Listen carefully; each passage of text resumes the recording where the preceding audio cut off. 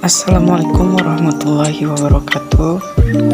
Saya Andrianto Mokodompit, mahasiswa jurusan Manajemen Pendidikan Islam, Fakultas Ilmu Tarbiyah dan Keguruan, YIN Sultan Amai Gorontalo. Di sini saya akan menjelaskan sedikit dari hasil bacaan saya pada artikel tentang epistemologi.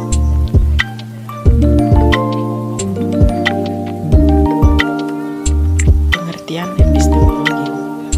Epistemologi berasal dari bahasa Yunani episteme dan logos. Episteme biasa diartikan pengetahuan atau kebenaran, dan logos diartikan kata atau teori. Secara etimologi, epistemologi dapat diartikan teori pengetahuan yang benar, dan lazimnya hanya disebut teori pengetahuan yang dalam bahasa Inggrisnya menjadi theory of knowledge. Epistemologi, ma'rifah, dalam bahasa Arab mempunyai banyak penggunaan, tetapi lazimnya berarti pengetahuan, knowledge, kesadaran, awareness, dan informasi.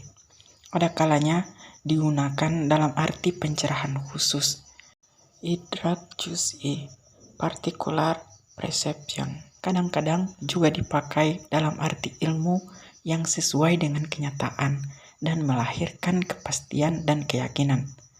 Pengetahuan yang menjadi pokok bahasan epistemologi boleh jadi mempunyai salah satu pengertian tersebut atau pengertian lainnya.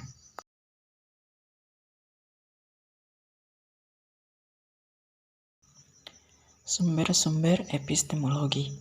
1. Alam adalah sumber epistemologi. Salah satu sumber epistemologi adalah alam semesta ini. Yang dimaksud dengan alam adalah alam materi, alam ruang dan waktu, alam gerakan, alam yang sekarang kita tengah hidup di dalamnya, dan kita memiliki hubungan dengan alam ini dengan menggunakan berbagai alat indera kita. 2. Ratio dan hati. Rasio dan hati adalah dua sumber lain epistemologi. Sumber yang lain yang masih perlu dibahas adalah masalah kekuatan rasio dan pikiran manusia.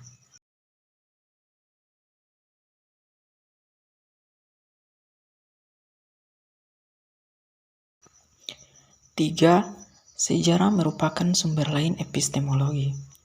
Sejarah adalah sumber lain epistemologi yang sekarang ini dianggap sebagai suatu sumber yang sangat penting. Al-Quran juga sangat mementingkan sumber ini, karena menurut Al-Quran, selain alam, rasio, dan hati, masih ada satu sumber lain, yaitu sejarah. 4. Pengalaman indera. Orang sering merasa bahwa penginderaan adalah alat yang paling vital dalam memperoleh pengetahuan. Memang, dalam hidup manusia, tampaknya penginderaan adalah satu-satunya alat untuk mencerap segala objek yang ada di luar diri manusia, karena terlalu menekankan pada kenyataan. Paham demikian dalam filsafat disebut realisme.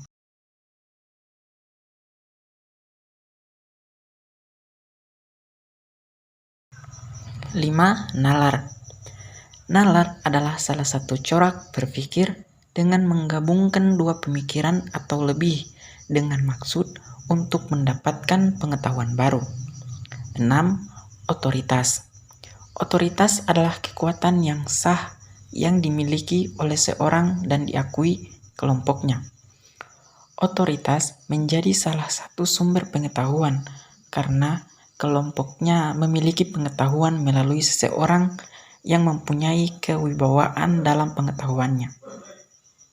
7. Intuisi. Intuisi adalah suatu kemampuan yang ada pada diri manusia melalui proses kejiwaan, tanpa suatu rangsangan atau stimulus mampu untuk membuat pernyataan berupa pengetahuan.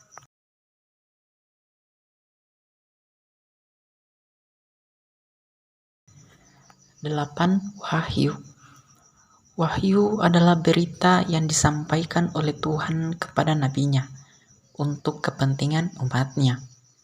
Kita mempunyai pengetahuan melalui wahyu karena ada kepercayaan tentang suatu yang disampaikan itu. 9. Keyakinan.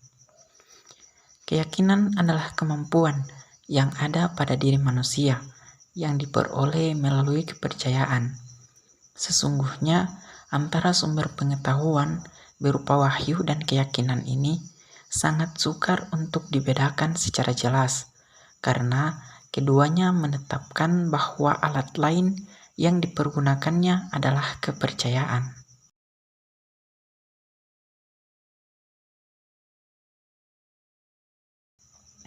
Aliran filsafat dan epistemologi sains modern. A. Empirisme. Secara radikal, empirisme berpendirian bahwa sebenarnya kita hanya bisa memperoleh pengetahuan melalui pengalaman dan menggunakan indera ilmiah. 2. Rasionalisme.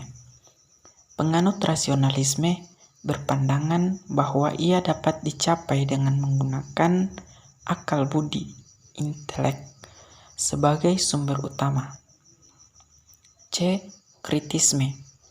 Kritisme adalah suatu aliran filsafat yang dalam epistemologi berupaya menunjukkan jalan untuk mencapai pengetahuan tanpa harus terjebak dalam ekstremitas empirisme dan rasionalisme.